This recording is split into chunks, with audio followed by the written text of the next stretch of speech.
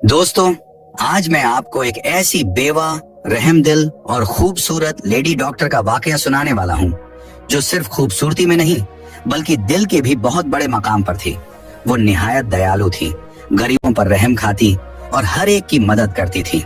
उसने अपनी बस्ती में खुलेआम ऐलान कर रखा था कि अगर कोई गरीब मुझसे कुछ भी मांगेगा, मैं उसे कभी इनकार नहीं करूंगी। ये बात पूरी बस्ती में मशहूर हो चुकी थी कि जो भी इस डॉक्टर से कुछ मांगता वो उसे खाली हाथ नहीं लौटाती। किसी को कपड़े देती, किसी को पैसे, किसी को जूते, जिस तरीके से हो सकता मदद जरूर करती। लेकिन फिर एक दिन एक फकीर ने उस नरमी और सखावत का गलत फायदा उठाया। पहले तो वो रोज आकर पैसे लेता रहा, मगर फिर उसकी नीयत बदल गई। उसे यकीन था कि ये लेडी डॉक्टर किसी को मना नहीं करती, तो एक दिन उसने ऐसी चीज मांग ली कि डॉक्टर साहिबा खुद भी हक्का बक्का रह गई। दिल के हाथों मजबूर वो इनकार भी न कर सकी, और तब फकीर ने उस बात का फायदा उठाते हुए वो सब कुछ हासिल किया जिसका वो बरसों से ख्वाब देख रहा था।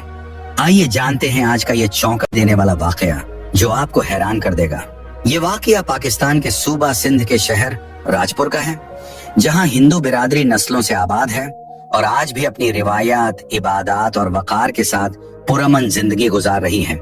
इसी शहर में एक हिंदू खातून डॉक्टर रहती थी जिनका नाम डॉक्टर प्रीतिका शर्मा था।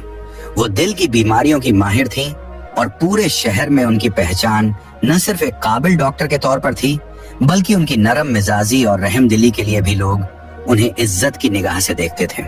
डॉक्टर प्रीतिका के शौहर राहुल शर्मा को एक पुरस्कार हादसे में गुजरे हुए 2 साल हो चुके थे।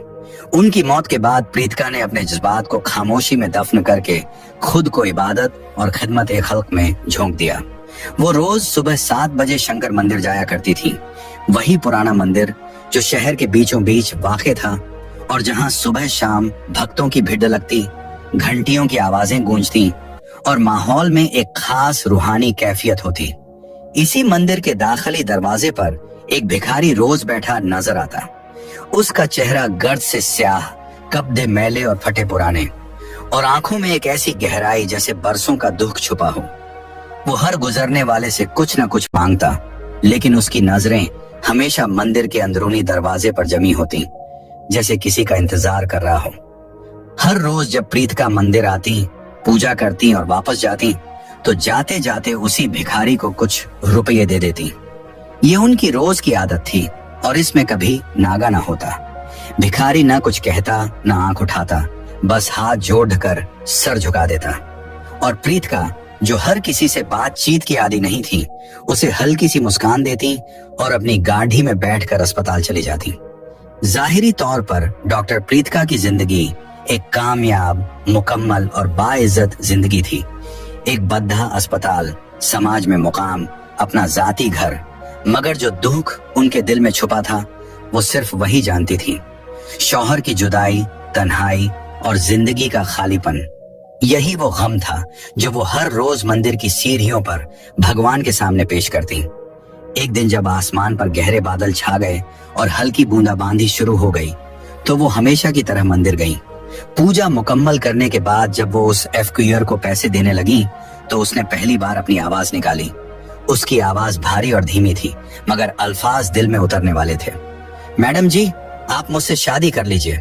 डॉक्टर प्रीतिका के क्योदम रुक गए। उन्होंने एफक्यूअर को गौर से देखा। उसके चेहरे पर कोई मजाक, शूखी या दीवानगी नहीं थी। ये कैसा सवाल था? क्या वो पागल था या ये किसी गहरी बेबसी का इजहार था? उन्होंने हल्के से हंसते हुए कहा, तुम भी ना कुछ भी बोलते हो। ये लो पैसे और बारिश से बचकर बैठो। मगर एफक्यूअर ने इस बार पैसे लेने से इनकार कर दिया। उसने सिर्फ उनकी आंखों में देखा और फिर खामोशी से सर झुका लिया। डॉक्टर प्रीतिका वापस अस्पताल तो पहुंच गई, लेकिन सारा दिन उनका जहन उसी वाकया में उलझा रहा। क्या वो एफक्यूअर वाकई मामूली इंसान है? उसकी आंखों में कुछ ऐसा क्यों है जो मुझे राहुल की याद दिलाता है? रात को जब वो घर लौटी तो खुद से कहा, शायद मैं ही ज्यादा सोच रही हूँ, आखिर वो तो बस एक भिखारी है।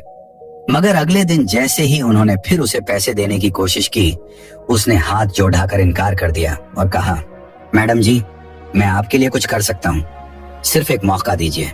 प्रीतिका को गुस्सा आया। उन्होंने कहा, देखो, मैं तुम्हारी मदद करती हूँ, इसका मतलब ये नहीं कि तुम कुछ भी बोलने लगो, अपनी हद में रहो। लेकिन भिखारी ने नजरें नहीं झुकाई। उसने धीरे से कहा, मुझे मालूम है आपको लगता है कि मैं पागल हूं। प्रीतिका की बात पर एफ गियर ने एक लम्हे को नजरें झुकाई, फिर दोबारा उसकी आंखों में देखकर बोला, मैडम जी मेरी एक बात सुनिए, मैं आपके लिए वो कुछ कर सकता हूं जो शायद कोई और न कर सके। उसके लहजे में इतना एतमाद था कि प्रीतिका को एक पल को हैरत हुई। एक एफ गियर जो आम तौर पर खामोश बैठा रहता है, आज इतने यकीन से बात कर रहा था। उसके अंदर एक अजीब सा भरोसा झलक रहा था। प्रीतिका ने उसे गौर से देखा और नरमी से पूछा, अच्छा बताओ तुम क्या कर सकते हो? एफ गियर ने जवाब दिया, इस शहर में एक बद्दा नशा फरोश गिरोह काम कर रहा है, मैं आपको उनका पता दे सकता हूँ। प्रीतिका हैरान रह गई। एक एफ गियर और ऐसे गिरोह की मालूमात? उसे लगा जैसे कोई मजाक कर रहा हो, मगर फिर डॉक्टर होने के नाते उसकी आदत थी कि हर बात को फौरन रद्द न करे। उसने सोचा, अगर ये सच भी है तो मैं पुलिस को इत्तला दे सकती हूँ। उसने तफसील पूछी तो एफ गियर ने बताया, कल रात मैंने मंदिर के पास वाले एक पुराने गोदाम में कुछ लोगों को देखा जो नशे की बड्डी डील की बात कर रहे थे। उनके हुलिये और मकाम दोनों याद हैं। प्रीतिका ने इस बात को पूरी संजीदगी से न लिया, लेकिन फिर भी उसने अपने एक पुराने मरीज इंस्पेक्टर कमर से बात की। अगले दिन इंस्पेक्टर ने हैरत अंगेज खबर दी, डॉक्टर साहिबा, जिस गोदाम की आपने बात की थी वहां छापा मारा गया और वाकई एक बड्ढा मादा फरोश गिरोह पकड़ा गया। भारी मिकदार में नशा आवर अशिया बरामद हुई हैं। प्रीतिका दंग रह गई। एक एफकीर को ये सारी मालूमात कैसे मालूम हो सकती है? उसने फैसला किया कि वो अगले दिन मंदिर जाकर खुद एफकीर से ये सब पूछेगी। सुबह वो मंदिर पहुंची और एफकीर पहले की तरह चबूतरे पर बैठा हुआ था। प्रीतिका उसके करीब जाकर बैठ गई और आहिस्तगी से पूछा, तुमने इतनी पक्की मालूमात कैसे दी? तुम कौन हो? सच सच बताओ। एफकीर ने मुस्कुराकर कहा, मैडम जी मैं वही हूँ जो नजर आता हूँ, लेकिन मैं इस शहर को बहुत अच्छी तरह जानता हूँ, शायद आपसे भी बेहतर। उसकी बातों में ऐसा राज छुपा था जो प्रीतिका को उलझाता जा रहा था। उसके बाद कई दिनों तक एफकीर ने प्रीतिका को शहर के मुख्तलिफ इलाकों में हो रहे जुर्म की खबरें दी और हर बार वो खबरें बिल्कुल दुरुस्त निकलती थी। प्रीतिका अब उसे आम एफकीर नहीं समझती थी। वो समझ चुकी थी कि उसके पीछे कोई बद्धा भेद है, मगर वो जानती थी कि अगर वो इस पर दबाव डालेंगी तो शायद वो सच कभी न बताए। इसलिए उसने वक्त के साथ उसे जानने का फैसला किया। अब एक खामोश रिश्ता बन चुका था, न खैरात का न हमदर्दी का, बल्कि एक अजीब सा ताल्लुक। प्रीतिका अब उसे पैसे नहीं देती थी, बल्कि उसके साथ बैठकर बातें किया करती थी। एफकीआर कभी कभी ऐसी बातें करता जो प्रीतिका को राहुल की याद दिला देती थी। एक दिन उसने कहा, मैडम जी आपको याद है आप कहती थी कि मंदिर की सीढ़ियों पर बैठकर चाय पीने का मजा ही कुछ और होता है। प्रीतिका के हाथ से जैसे जमीन खिसक गई। ये बात तो उन्होंने सिर्फ राहुल से कही थी, किसी और को तो कभी नहीं बताई। उन्होंने खुद को संभाला, मुस्कुराकर बात टाल दी, मगर दिल में सवाल की गूंज सुनाई देती रही। एक रात वो अस्पताल से वापस आ रही थी। बारिश जोरों की थी और रास्ते सुनसान। अचानक उनकी गाड़ी बंद हो गई। वो घबरा गईं। सड़क पर कोई नहीं था, मगर तभी वो एफक्यूआर अचानक वहां नमूदार हुआ, ऐसे जैसे पहले से जानता हो कि उसे यहाँ पहुंचना है। उसने गाड़ी चेक की, चंद लम्हों में स्टार्ट कर दी और कहा, मैडम जी इतनी रात को अकेली बाहर न निकला करें, ये शहर आप जितना सीधा नहीं है। उसकी आवाज में फिक्र और दर्द छुपा था। प्रीतिका ने उसे उस रात अपने घर आने की दावत दी। पहले तो उसने इनकार किया, लेकिन उनके इसरार पर वो मान गया। घर जाकर जब वो खाने की मेज पर बैठे, एफक्यूआर ने एक निवाला लिया और आहिस्ता से कहा, ये खाना, ये जायका मुझे बहुत पुरानी यादें दिला रहा है। प्रीतिका का दिल जोर जोर से धड़कने लगा, मगर वो खामोश रही। उन्होंने कुछ नहीं पूछा, मगर अगली सुबह एक फैसला कर चुकी थी। उन्होंने अपने पुराने दोस्त और फॉरेंसिक एक्सपर्ट रवि सिंह को फोन किया और वो तस्वीर उसे भेजी जो उन्होंने चुपके से एफक्यूआर के लिए थी। रवि ने तस्वीर को गौर से देखा और बोला, प्रीतिका इस आदमी का चेहरा मुझे कुछ जाना पहचाना लग रहा है, लेकिन मैं अभी यकीन से कुछ नहीं कह सकता, कुछ टेस्ट करने होंगे। प्रीतिका ने दिल ही दिल में फैसला कर लिया था कि वो एफक्यूआर की असल पहचान जानकर ही रहेगी। उसने अपने पुराने दोस्त और फॉरेंसिक माहिर रवि सिंह से राब्ता किया और उसे वो तस्वीर भेजी जो उसने खामोशी से एफक्यूआर की खींची थी। रवि ने तस्वीर को बघौर देखा और बोला, प्रीतिका ये चेहरा मुझे जाना पहचाना लगता है, लेकिन मैं अभी यकीन से कुछ नहीं कह सकता। अगर तुम इस शख्स के कुछ कपड़े या इस्तेमाल शुदा चीज दे सको तो मैं डीएनए टेस्ट कर सकता हूँ। ये सुनकर प्रीत का उलझन में पट्टी अच गई। वो एफक्यूर को बराह रास्त शक में डालना नहीं चाहती थी। अगर वो महसूस करे कि मैं उस पर नजर रख रही हूँ तो शायद हमेशा के लिए छुप जाए, उसने सोचा। तभी उसने एक तदबीर सूझी। एक दिन उसने एफकीर को अपने घर बुलाया और बड़ी नरमी से कहा, शाम, मैं चाहती हूँ कि तुम अपनी जिंदगी को एक नई शुरुआत दो। अगर तुम चाहो तो मेरे घर के पिछले हिस्से में एक कमरा है, वहां रह सकते हो। एफकीर, जिसने अपना नाम शाम बताया था, पहले तो झिझका, मगर प्रीतिका के खुलूस ने उसे मजबूर कर दिया और वो मान गया। अब शाम डॉक्टर प्रीतिका के घर के पिछले हिस्से में एक छोटे कमरे में रहने लगा। दिन भर वो मंदिर के पास बैठता, अपने एफक्यूर वाले अंदाज में भीख मांगता और शाम को चुपचाप वापस आ जाता।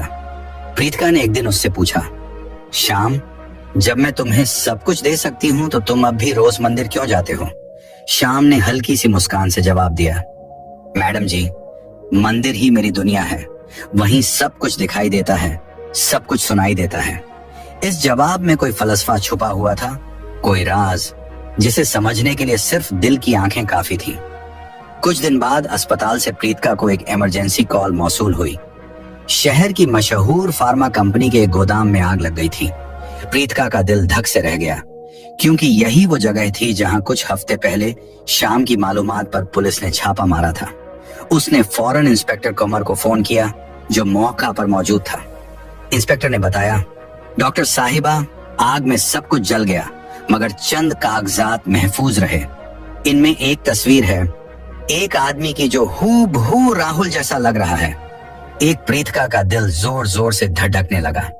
उसने फौरन वो तस्वीर अपने पास रख ली और रात भर उसे देखती रही।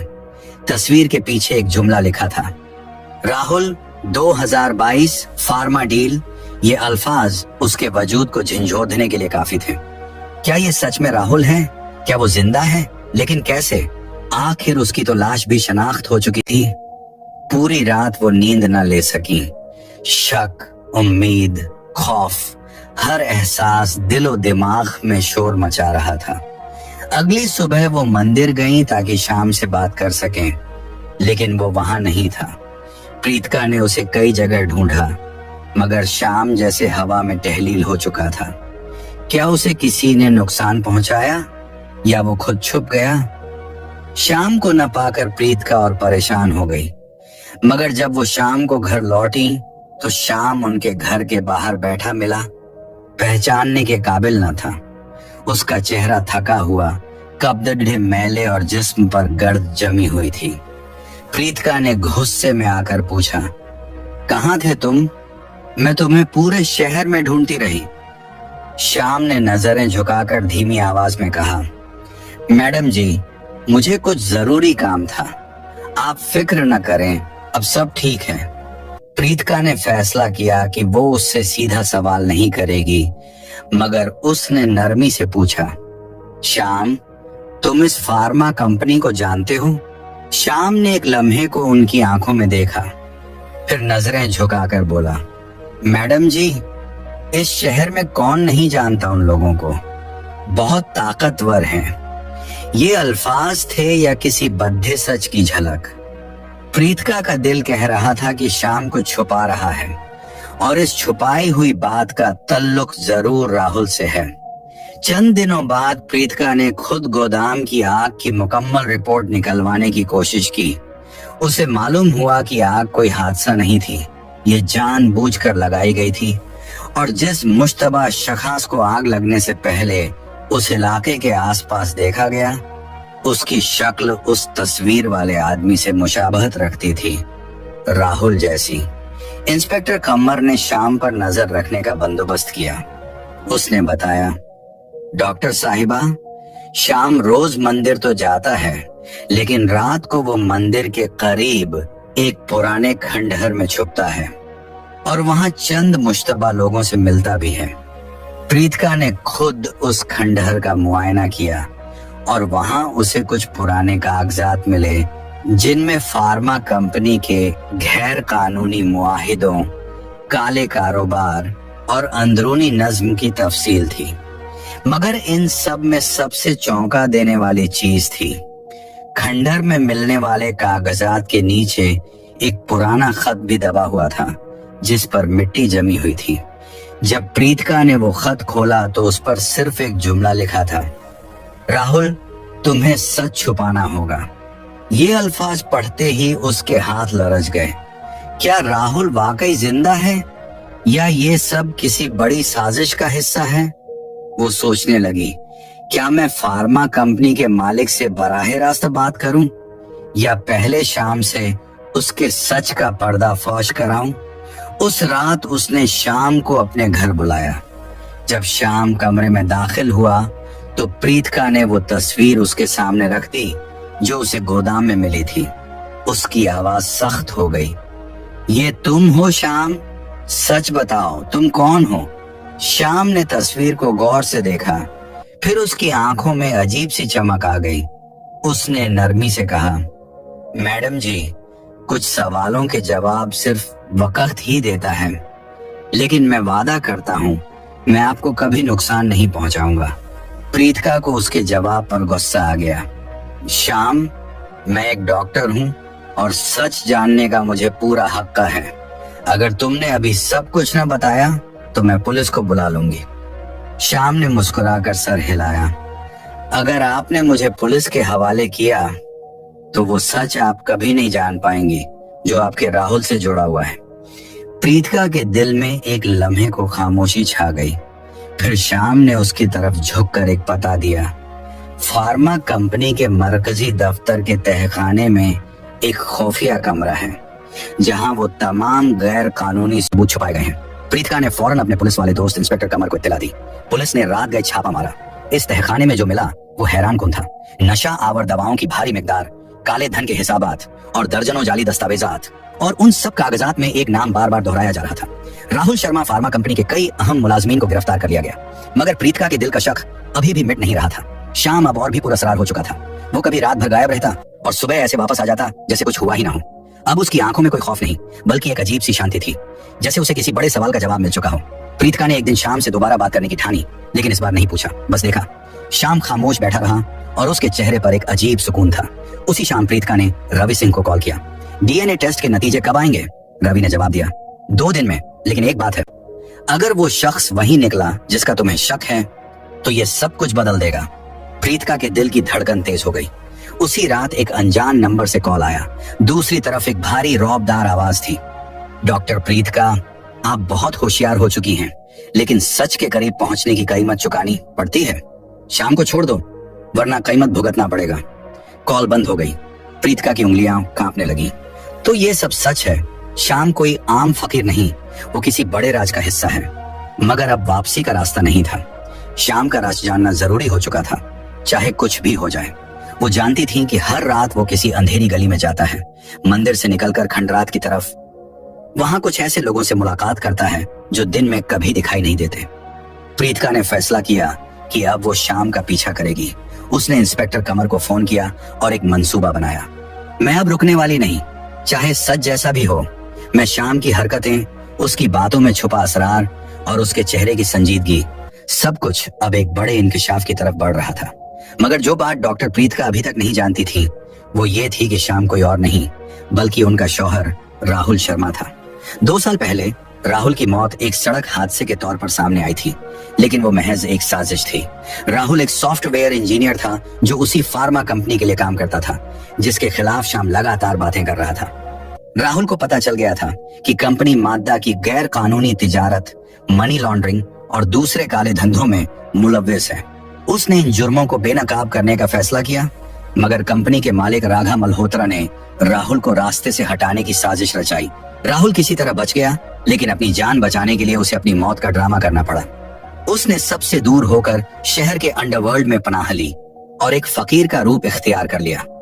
मंदिर के बाहर बैठना, चुपचाप सब कुछ देखना और सिर्फ प्रीतिका को रोजाना एक झलक देख लेना, यही उसकी नई जिंदगी का हिस्सा बन चुकी थी। उसने सोचा, अगर मैं सामने आया तो राघा मुझे तो मारेगा ही, मगर प्रीतिका भी खतरे में आ जाएगी। इसीलिए राहुल ने शाम के रूप में एक एक कदम सोच समझ कर रखा और प्रीतिका की मदद से आहिस्ता आहिस्ता इस गंदे कारोबार की जड़ें हिलानी शुरू की। एक रात प्रीतिका और इंस्पेक्टर बकराम ने शाम का पीछा शुरू किया। वो हमेशा की तरह मंदिर से उठा और शहर की तंग गलियों में चलने लगा। वो बार बार पीछे मुड़कर देखता, जैसे उसे किसी का पीछा होने का शक हो। काफी देर बाद वो एक पुराने जले हुए गोदाम के पास रुका। ये वही गोदाम था जहां चंद हफ्ते पहले आग लगी थी। प्रीतिका का दिल धड़कने लगा। क्या ये वही जगह है जहां राहुल की तस्वीर मिली थी? क्या श्याम यहाँ कुछ खास तलाश करने आया है? बकराम ने इशारा किया कि वो छुपकर गोदाम के पीछे जाए। वहां एक और शख्स श्याम से आहिस्ता आवाज में बात कर रहा था। एक लंबा पतला आदमी जिसके चेहरे पर घनी दाढ़ी थी। उनकी बातें वाज़ेह सुनाई नहीं दे रही थी, लेकिन वो शख्स श्याम को एक छोटा सा पैकेट देकर तेजी से गलियों में गायब हो गया। बकराम ने प्रीतिका से कहा, हमें वो पैकेट देखना होगा, हो सकता है कोई सबूत हो। मगर प्रीतिका की नजर श्याम पर जमी हुई थी। वो गोदाम के अंदर गया और अंधेरे में जा बैठा। जब प्रीतिका और बकराम कुछ देर बाद अंदर दाखिल हुए तो वहां जली हुई लकड़ी और केमिकल की बदबू फैली हुई थी। एक कोने में श्याम एक पुरानी मेज पर बैठा कुछ कागजात देख रहा था। उसने वही पैकेट खोला हुआ था जिसमें चंद तस्वीरें और एक यूएसबी ड्राइव थी। प्रीतिका और बकराम ये सब दूर से देख रहे थे। अचानक श्याम ने वो तस्वीरें जला दी। प्रीतिका हिल गई। क्या वो सबूत मिटा रहा है या उनमें कुछ ऐसा था जिसे वो छुपाना चाहता है? बकराम ने आहिस्तगी से कहा, हमें अभी बात नहीं करनी चाहिए। शायद वो किसी बड़े नेटवर्क का हिस्सा हो। हमें मजीद सबूत दरकार हैं। प्रीतिका ने हाँ में सर हिलाया, मगर उसका दिल उलझ चुका था। श्याम की हर हरकत, हर खामोशी और हर नजर अब सब कुछ राहुल की याद दिलाता था। वो जानती थी कि अब वक्त बहुत करीब है जब सच मुकम्मल तौर पर सामने आ जाएगा। अगली सुबह प्रीतिका ने मामूल के अंदाज में श्याम से बात करने की कोशिश की, मगर वो हमेशा की तरह खामोश रहा। उसने खामोशी से नाश्ता किया और फिर अपने कमरे में चला गया, जैसे कुछ हुआ ही ना हो। एक शाम की परसरार खामोशी अब प्रीतिका के दिल को खटकने लगी थी। एक रात जब वो कमरे में आई तो देखा श्याम सो चुका है।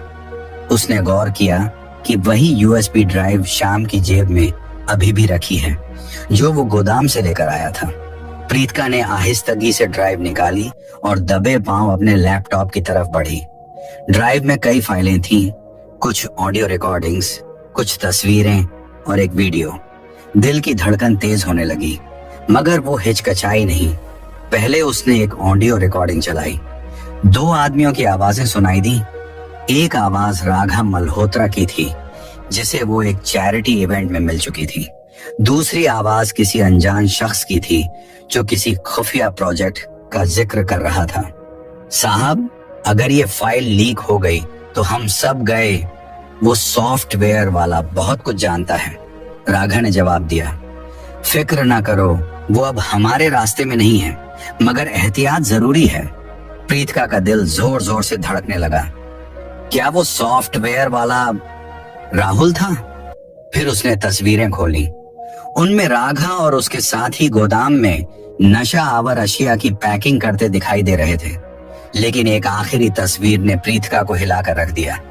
तस्वीर में एक शख्स खड़ा था जिसका चेहरा धुंधला था, मगर उसकी आंखें और चाल राहुल जैसी। एक तस्वीर के नीचे लिखा था 2022। अब उसने वीडियो चलाया। वीडियो में राघा किसी शख्स से कह रहा था, तुमने जो कहा वो किया, लेकिन याद रखो, अगर तुमने हमें धोखा दिया तो तुम्हारी बीवी को भी नहीं छोड़ेंगे। उस शख्स ने जवाब दिया, मैं वादा करता हूँ सब कुछ करूंगा, लेकिन मेरी बीवी को इस सब से दूर रखो। प्रीतिका की सांसें रुक गईं। ये आवाज, ये तो श्याम की है, लेकिन वो राघा से क्यों बात कर रहा है? उसे मेरा नाम कैसे मालूम? उसका दिमाग सुन्न हो गया। क्या श्याम वाकई राहुल है? और अगर हाँ, तो वो राघा से मिल रहा है? ये सब क्या है? उसने यूएसबी वापस श्याम की जेब में रख दी। उसका दिल कह रहा था कि श्याम पर अब भरोसा नहीं रहा, लेकिन उसकी बातों में ऐसी सच्चाई भी थी जो उसे रोक रही थी। अब साफ जाहिर होने लगा था कि श्याम यानी राहुल राघा के खिलाफ अंदर से खेल रहा है। अपनी मौत का ड्रामा रचाकर वो इस खतरनाक नेटवर्क को अंदर से तोड़ने की कोशिश कर रहा था। और अब जबकि प्रीत का सच के करीब पहुंचने लगी थी, श्याम उसे हर मुमकिन हद तक बचाने की कोशिश कर रहा था। मगर दूसरी तरफ राघा को भी श्याम पर शक होने लगा था। उसने अपने लोगों को श्याम पर नजर रखने की हिदायत दे दी। अगले दिन रवि सिंह का फोन आया। प्रीत का डीएनए टेस्ट के नतीजे आ गए हैं, लेकिन मैं फोन पर नहीं बता सकता। फौरन मेरे ऑफिस आ जाओ। प्रीतिका ने श्याम को कुछ नहीं बताया। वो तेजी से तैयार हुई और रवि के ऑफिस की तरफ रवाना हो गई। रवि ने उसे एक लिफाफा थमाया और कहा, ये नतीजे तुम्हारी जिंदगी बदल सकते हैं, बहुत ध्यान से पढ़ना। जैसे ही उसने लिफाफा खोला, उसका फोन बजने लगा। इंस्पेक्टर बकराम की घबराई हुई आवाज थी। प्रीतिका, तुम फौरन जहां हो वहां से निकलो। श्याम को प्रीतिका, तुम फौरन जहां हो वहां से निकलो। श्याम को कुछ लोग उठाकर ले गए हैं। मुझे लगता है ये राघा के आदमी हैं। प्रीतिका का दिल जैसे डूबने लगा। उसने लिफाफा फौरन अपनी जेब में डाला और बगैर एक लम्हा जाया किए गाड़ी में बैठकर निकल पड़ी। अब प्रीतिका को यकीन हो चुका था कि श्याम कोई आम फकीर नहीं। उसकी आंखों में छुपी कहानी, उसकी खामोशी में छुपा दर्द और हर अंदाज, सब कुछ राहुल की याद दिला रहा था। आखिरकार सच उनके सामने खुलने लगा था। श्याम दरअसल उनका शौहर राहुल शर्मा ही था। वो राहुल जिसे सबने 2 साल पहले एक हादसे में खो दिया समझा था, दरअसल जिंदा था और एक खौफनाक साजिश के खिलाफ तन्हा जंग लड़ रहा था। फार्मा कंपनी जिसका मालिक राघा मल्होत्रा था, वही इदारा था जिसने न सिर्फ मादा और काले धन का धंधा चला रखा था, बल्कि राहुल की जान लेने की कोशिश भी की थी। मगर राहुल बच गया और अपनी मौत का ड्रामा रचाकर श्याम के रूप में गुमनामी में जा छुपा। वो मंदिर के बाहर इसलिए बैठता था ताकि दूर से प्रीतिका को देख सके। वो जानता था कि अगर वो सामने आ गया तो राघा उसे और प्रीतिका दोनों को खत्म करने की कोशिश करेगा। इसलिए वो चुपचाप अपनी पहचान छुपाए कंपनी के अंदरूनी राज जमा करता रहा और आखिरकार उनको बेनकाब करने के करीब पहुंच गया। मगर अब राघा को उस पर शक हो चुका था।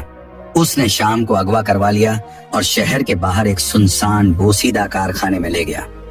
इस वक्त बारिश जोरों की थी, आसमान बिजली से गूंज रहा था और हर चीज खौफ का मंजर पेश कर रही थी।